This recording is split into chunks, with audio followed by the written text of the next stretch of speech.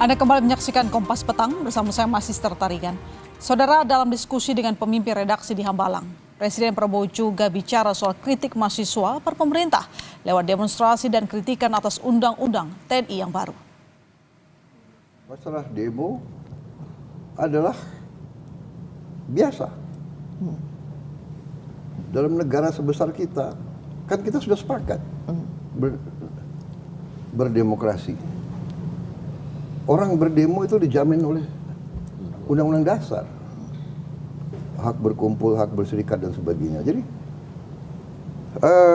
itu menurut saya biasa. Kalau ada abusive, ya kita harus investigasi dan kita harus proses secara hukum kalau abusive. Tapi Mbak Uni harus tahu. Coba perhatikan secara objektif ya, kita jujur ya. Apakah demo-demo itu murni atau ada yang bayar? Harus objektif dong. Iya kan? Pertama, ada demo melawan efisiensi. Demo katanya dana pendidikan akan dikurangi. Demo, jadi harus objektif. Kita bukan anak kecil, Mbak Uni, ya kan? Kita hormati hak untuk berdemo, asal demonya damai, tidak mau menyulut kerusuhan. Nah, kalau bakar-bakar ban itu bukan damai. Jadi selalu dalam pengelolaan suatu negara kita waspada.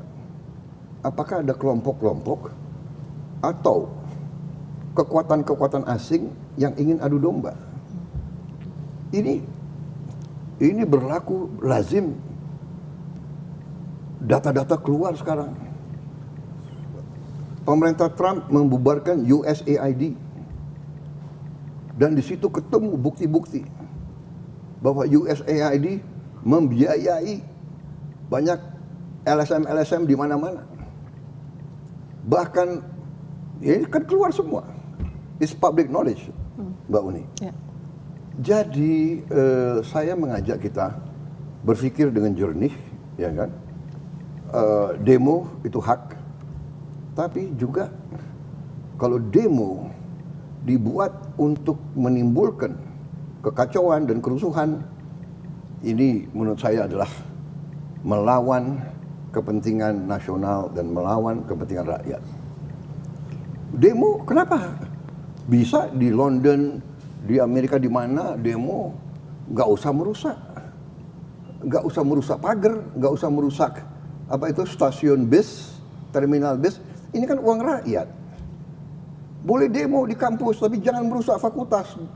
Ini uang rakyat. Ya. Jadi dan Mbak Uni perhatikan nggak? Petugas-petugas polisi kita sekarang tidak bersenjata. Ya, jadi masalah abusive oke. Catat. Tapi dalam Mbak Uni sendiri mengatakan berapa ratus demonstrasi, berapa kasus abusive. Ya, jadi saya paham dan saya tahu setiap institusi ada yang tidak beres. Ya, organisasi yang besar, ya kan, pasti ada yang namanya manusia, namanya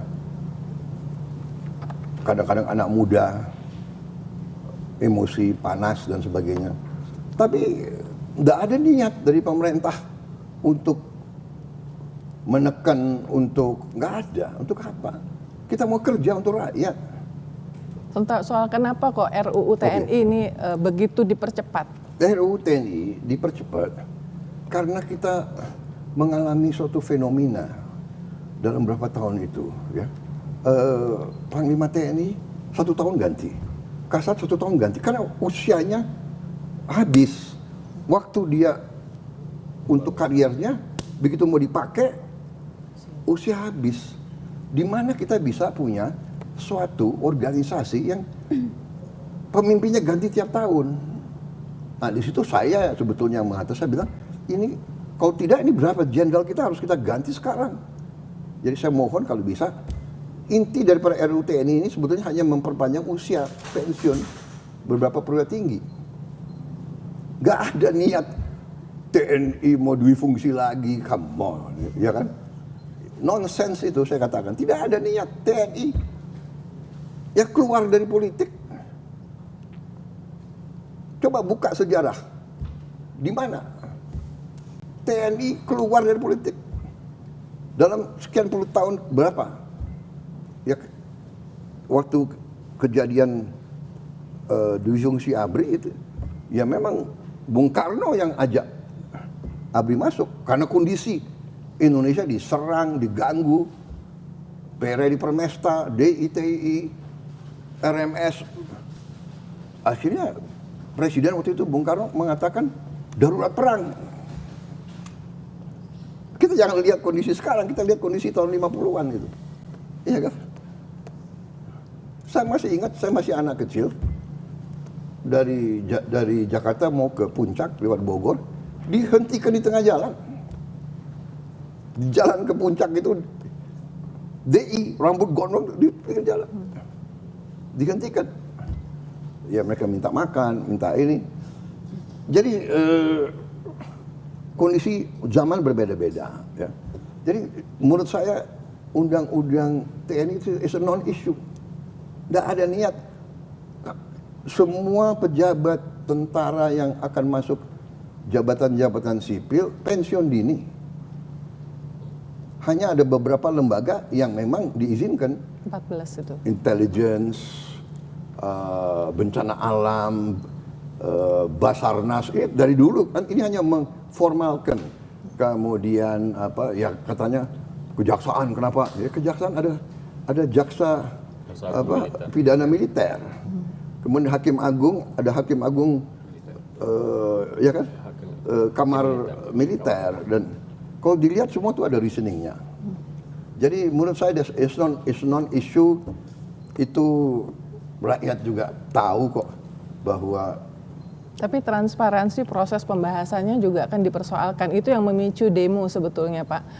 Selain konten ya, selain konten yang dikhawatirkan bahwa ini kita mengarah ke militerisme negara, militerisme ada kotor-kotor lagi kayak zaman Orde Baru. Ya sudahlah, ya. Gak ada itu. Ya.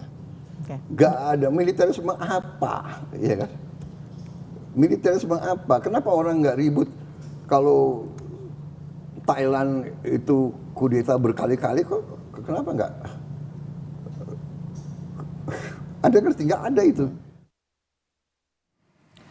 Dalam diskusi dengan 7 pemimpin redaksi di Hambalang, Jawa Barat, Presiden Prabowo mengomentari komunikasi publik pemerintah terhadap isu teror kepala babi kepada jurnalis Tempo. Perbincangannya usai jeda.